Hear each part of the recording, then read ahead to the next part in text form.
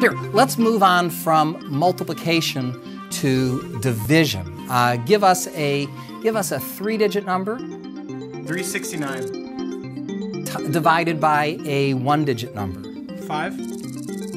5, that should be 73.8. Let's try a 4-digit number divided by a 1-digit number.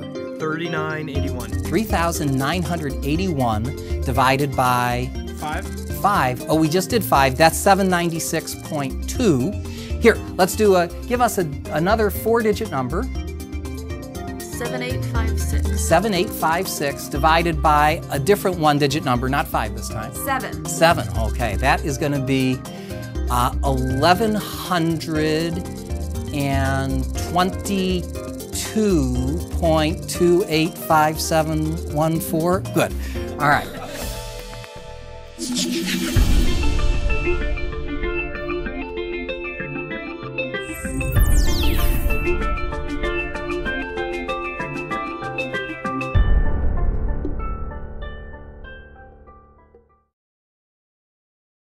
In this lecture, we explore the last fundamental operation of arithmetic, namely division.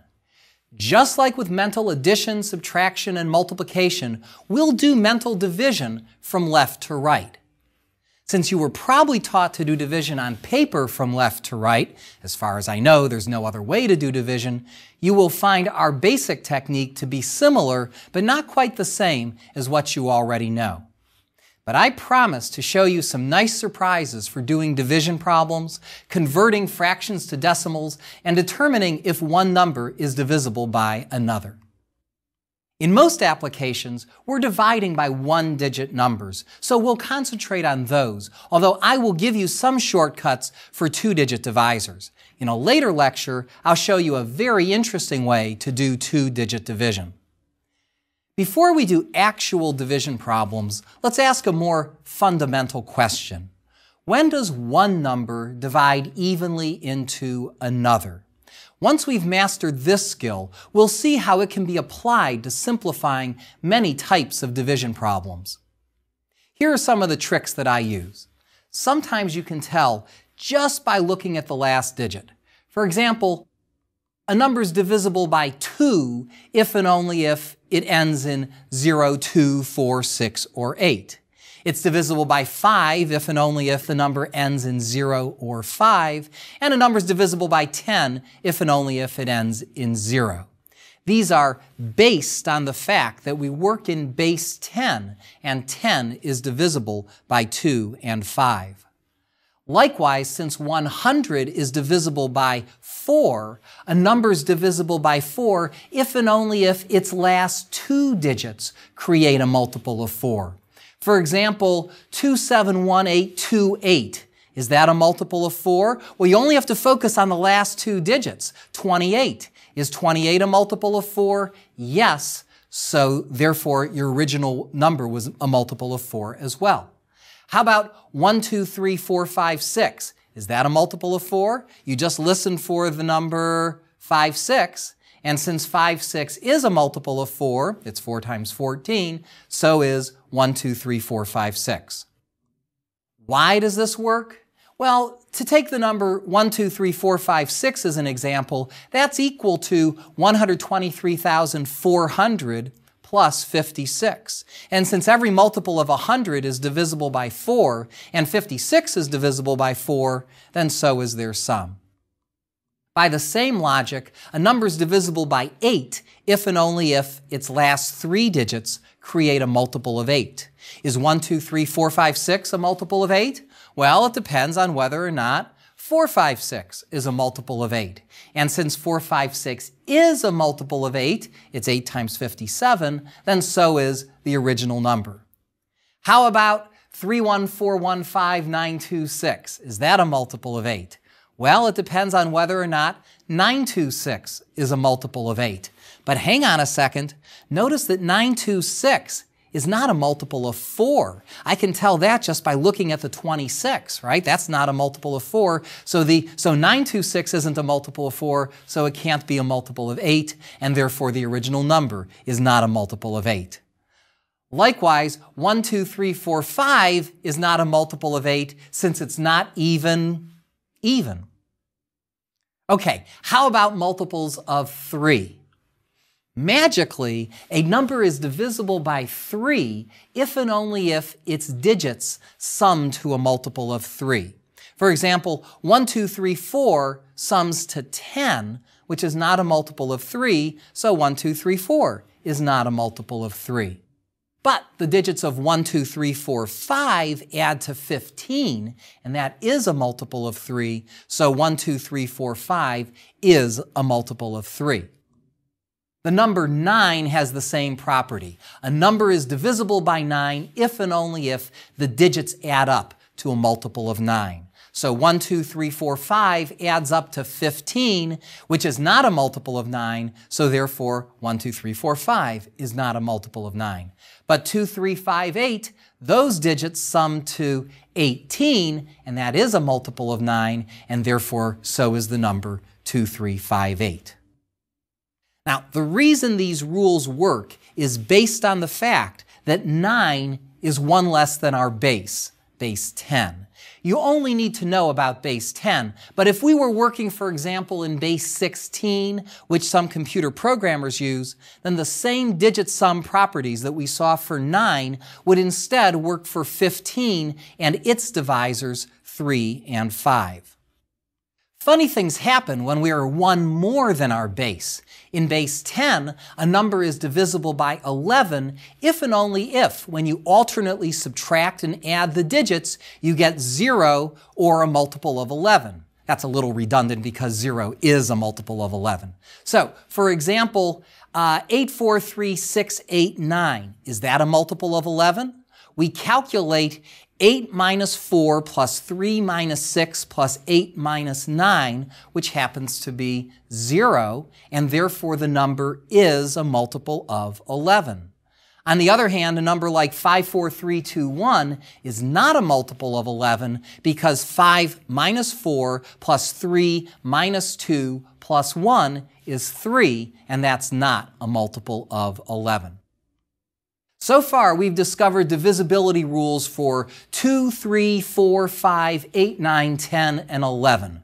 We're missing 6, 7, 12, and higher. Now, 6 and 12 are easy. A number is divisible by 6 if and only if it's divisible by 2 and 3. And a number is divisible by 12 if and only if it's divisible by 3 and 4. So the only small number left to look at is 7, which is more complicated. One way to check divisibility by 7 is like this. Take off the last digit, double it, then subtract from the rest of the number. That's a lot. Let's look at that slowly. If I have a number like 112, we're going to take off the last digit, we're going to take off the 2, double it to 4, and subtract it from the rest of the number. 11 minus 4 is 7. The original number is a multiple of 7 if and only if the new number is a multiple of 7. Since 112 reduced us to the number 7, then 112 is a multiple of 7. Here, let's test a new number. Let's try 2, 3, 4, 5. Okay, we remove the last digit, which is 5, double it, which is 10. 234 minus 10 is 224. So our new number is 224. Is that a multiple of 7? I don't know. Let's do it again. We've got 224. We'll take off the 4, double it to become 8. 22 minus 8 is 14.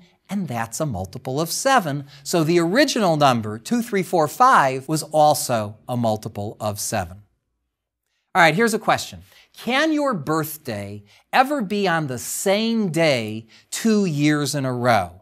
What does this have to do with sevens? Well, the number of days between your birthday is 365 or 366, so it can only be on the same day if either of those numbers is a multiple of 7. So is 365 a multiple of 7? Well, we'll take 36, subtract double 5, 10. 36 minus 10 is 26. Nope, that's not a multiple of 7. How about 366? We take 366, take off that 6, double it to get 12. 36 minus 12 is 24. Nope, that's not a multiple of 7 either. Therefore, your birthday changes each year. Now, I won't go into the reason of why this special rule works here. It uses the mathematics of modular arithmetic, but it's an easy rule to forget. So instead, I like to use a rule that's almost as simple, easier to remember, and can be used for numbers besides 7. The rule I call is create a 0, then kill the 0. Here, we add or subtract a multiple of 7 so that you get a number that ends in 0. Then you ignore the 0.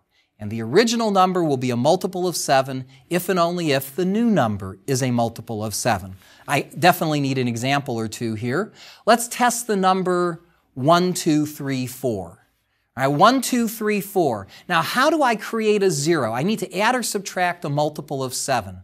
Well, 14 is a multiple of 7. If I subtract 14 from 1, 2, 3, 4, I get the number 1220, 1,220. I've now created a 0 at the end. We kill the 0 at the end, leaving us with 122. Now, is that a multiple of 7? Well, you might not know, so let's create a 0. Let's add 28 to that, because 28 is a multiple of 7. 122 plus 28 is 150. You created a 0, now kill the 0 to get 15. Is that a multiple of 7?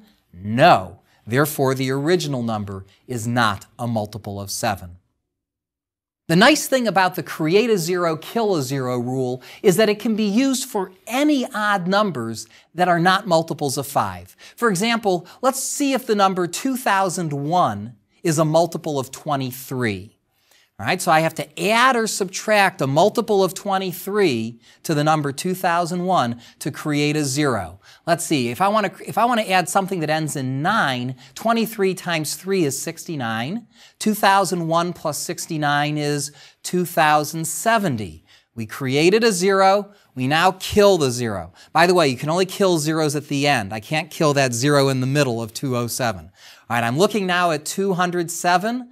Let's create another 0 by adding 23.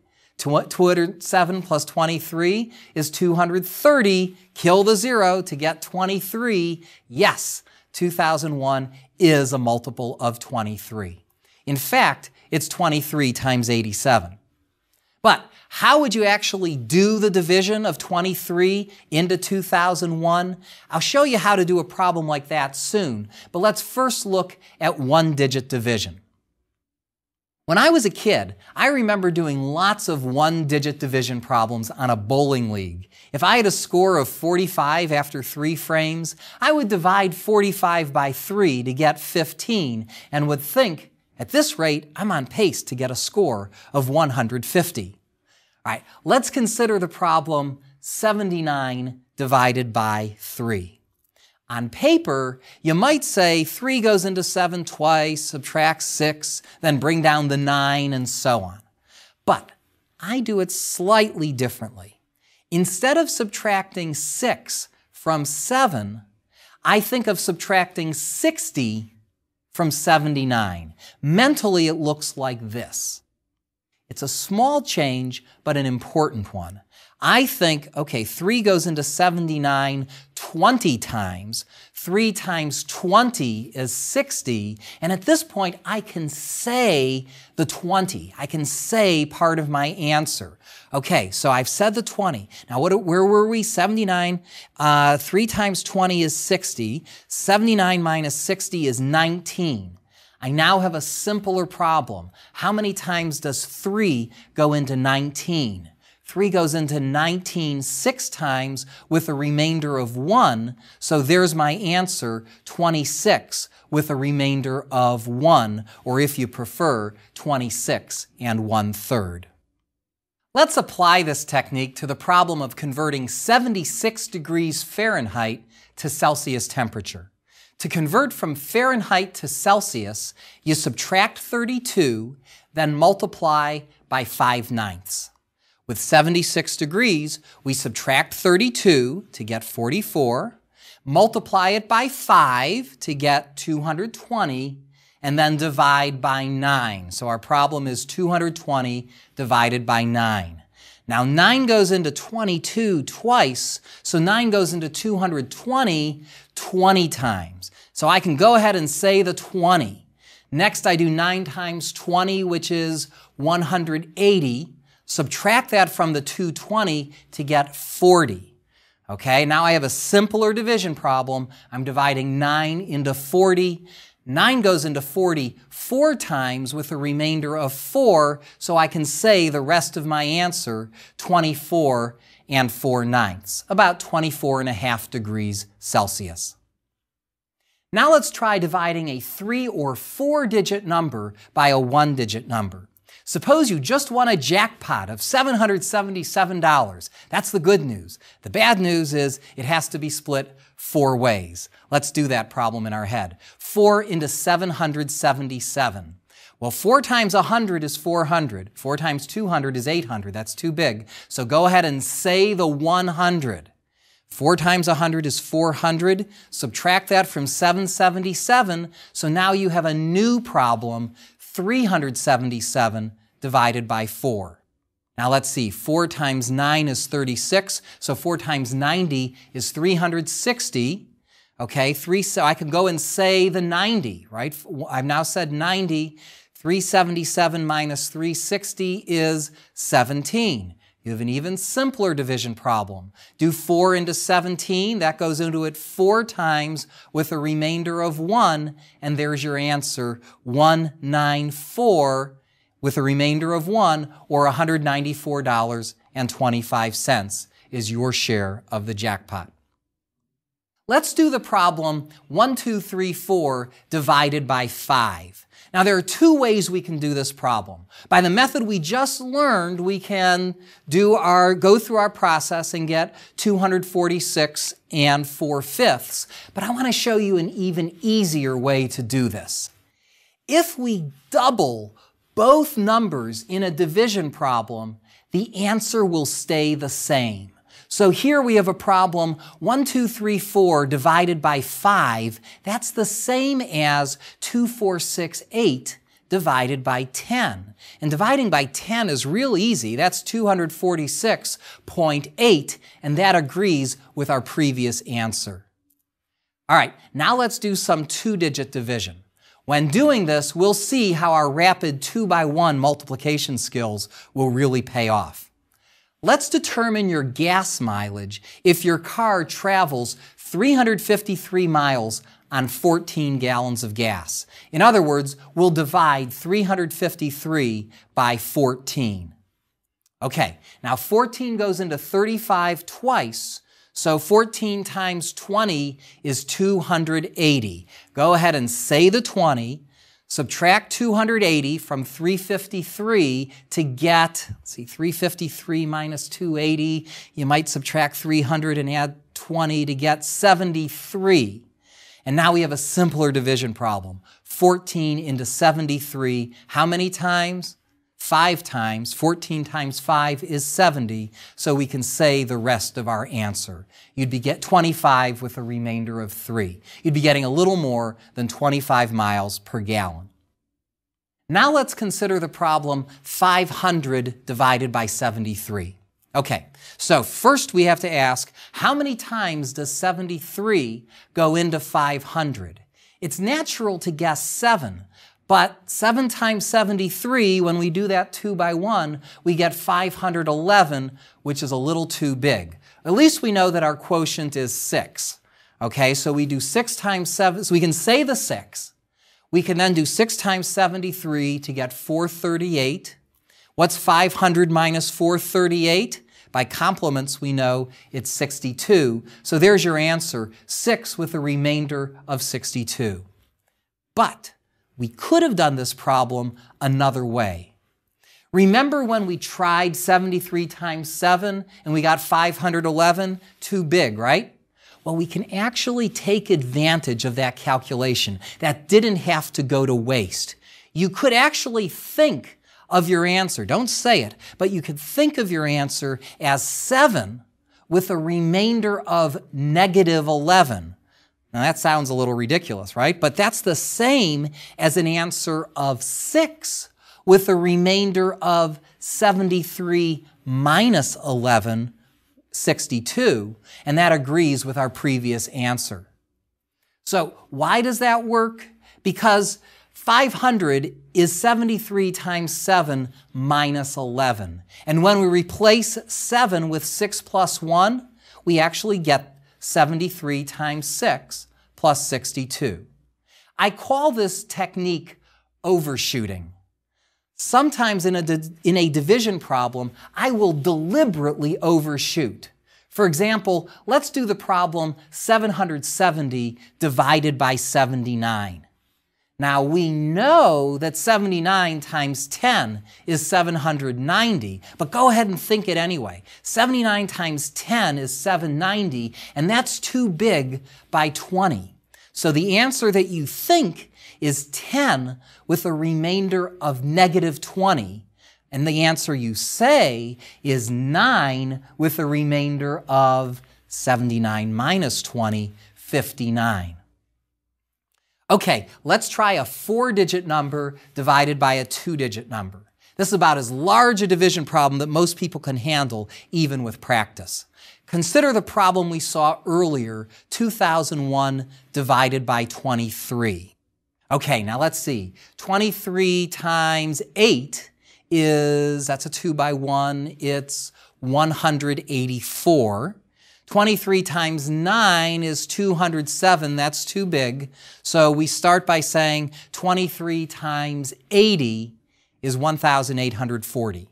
Okay, so you can say the 80, get that out of your memory, and now you have to subtract 2001 minus 1,840. Now, how far is 1,840 from 2001? Now, if you use complements, you know that 1,840 is 160 away from 2,000. So how far is it away from 2001? Just add 1 to it, 161. Okay, finally, we have to divide 23 into 161, but 23 times 7 is 161 exactly, so there's the rest of your answer, 87. If we change that problem by just a little, it becomes actually easier. Let's look at the problem 2012 divided by 24. We see that both numbers here are divisible by 4, right? Because 12 is divisible by 4, 24 is divisible by 4. Specifically, 2012 is 503 times 4, and 24 is 6 times 4. So you could do 2012 over 24, and that simplifies to the problem 503 divided by 6. Thus, we've reduced our 2-digit division problem to a 1-digit division problem, which is easier to do. When doing the division 503 divided by 6, we get an exact answer of 83 and 5/6. But the answer to the original problem is not 83 with a remainder of 5, but it is 83 and 5/6. The reason for that is we divided both of our original numbers by 4, so the real answer would be 83 with a remainder of 20, or 83 and 20/24, but that's the same as 83 and 5/6. As long as we express our answer in terms of a fraction, we'll be okay. Here, let's try the problem 314 divided by 16. Since both numbers are even, we can divide both numbers to give the new problem 157 divided by 8. And since 8 times 20 is 160, is a little too big by 3, we can get an answer of 20 with a remainder of negative 3. That's what we think. Then we think that's 19 with a remainder of 5, but we have to say the answer 19 and 5/8. When the divisor ends in 5, doubling both numbers will usually simplify your problem. For example, 695 divided by 25. If I double those numbers, I get 1390 divided by 50. Ooh, let's kill both zeros to get the problem 139 divided by 5. Hey, there's a 5 again, so let's double both numbers to get 278 divided by 10, and that's our answer, 27.8. When dividing with decimals, I try to turn it into an integer problem if I can. For instance, 3.45 divided by 1.2, multiply both numbers by 10 to get 34.5 divided by 12. And then to get rid of that 0.5, let's double both numbers to get 69 divided by 24. But hey, both of those are multiples of 3, so let's divide both numbers by 3 to get 23 divided by 8, and that's equal to 2 7/8. For all of these division problems, I've been expressing the answer using a fraction at the end. But sometimes we want to convert the fraction into decimals. When the denominator is 11 or below, it's extremely easy to compute the decimal expansion. You probably already know the decimal expansions when the denominator is 2, 3, 4, or 5. I'll display them here. I didn't list 2/4 since it's the same as 1/2. Naturally, when the denominator is 10, the fractions are automatic. 1/10 is 0.1, 2/10 is 0.2, and so on. The fractions with denominator 6 and 8 are worth memorizing since they often arise in measurements. And once you know that 1/9 is 0.1111, then we instantly have the others. 2/9 is 0.2222, 3/9 is 0.333, and so on. Likewise, 1/11 is 0.090909 repeated. Once you know that, you know all the others. 2/11 is 0.1818 repeated. 3/11 is 0.2727 repeated, and so on. The fractions with denominator 7 are the trickiest, but they're also the most interesting. The fraction for 1/7 is worth memorizing. It's equal to 0.142857 repeated. That is, it's 0.142857, 142857 going on forever. If you draw these numbers in a circle, it looks like this. This decimal expansion is especially easy to remember because it starts with 14, then doubles to 28, then nearly doubles again with 57 before repeating. What's cool is that once you know this fraction, you know all the other sevenths fractions too, right? So looking at our circle of 142,857, check this out, all right? 2/7 is going to start with the 2 and then go around the circle forever. It's 0.285714 repeated. And 3/7 is 0.428571 repeated. 4/7 is 0.571428 repeated. 5/7 0.714285 repeated. And 6/7 is 0.857142 repeated. And it's easy to know where to start on the circle if you remember that 1/7 is about 0.14. So 2/7 is going to start 0.28. 3/7 is going to start 0.42. 4/7, well, let's see, 4 times 14 is 56. It doesn't start 0.56. There aren't any 6s on the circle, but it starts 0.57. 5/7, well, 5 times 0.14 is 0.7, and we start with the 7. And 6/7, 6 times 0.14 is 84, and we start with the 0.85. Take a minute to study this circle. It'll be well worth it. Okay? Memorize this, and then I'll ask you a couple of questions. Okay. Most importantly, what's the decimal expansion for 1/7? It's 0.142857. No, don't look at the circle either. Okay, how about 3/7? What's that going to be? 3/7 is, well, it's going to start with 0.42, so it's going to be 0.428571 repeated. And 6/7, See, 6 times 14 is 84. It starts with the 8. It's 0.857142 repeated.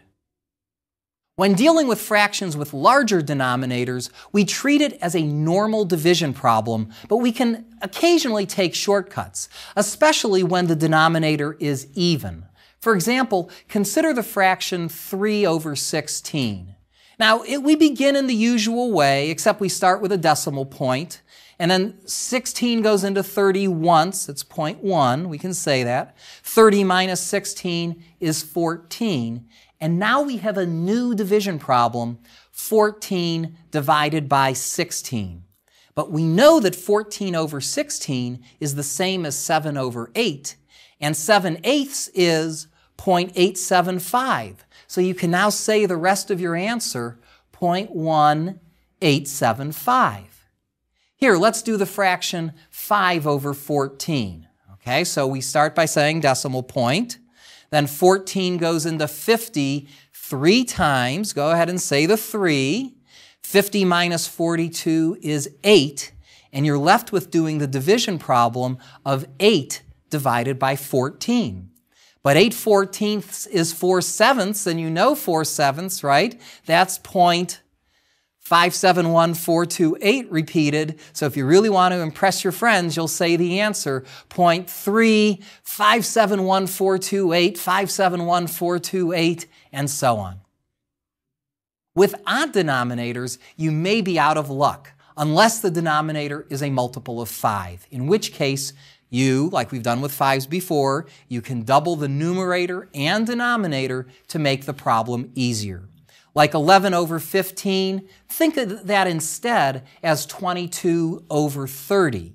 And now 22 over 3 is 7 1/3, 7.33, so 22 over 30 is going to be 0.733 repeated. We've covered a lot of ground in this lecture. Here are some of the strategies that we've learned. We looked at divisibility tests for all the numbers from 1 to 12, and even beyond those by using the create a zero, kill a zero method. These tests are valuable for simplifying your division problem before it even starts. We divide numbers from left to right using a process similar to long division, but we say our answer as we go along and we simplify the problem as we go. The process can sometimes be further simplified by overshooting occasionally. It's easy to convert fractions to decimals, especially with one-digit denominators. And as we saw, dividing by 7 is especially interesting. There were many new ideas, and if you practice these techniques, you'll be dividing and conquering numbers in your head in no time. We've now covered the fundamental techniques of mental addition, subtraction, multiplication, and division. What comes next? Although developing an ability to find an exact answer is the foundation of all mental math, sometimes all you really need is an estimate, especially when the problems are large, but in many other situations too. So, in our next lecture, we'll explore the art of mental estimation. Here, we don't need the exact answer, so we can do these problems even more quickly and still be pretty close. It should be pretty good.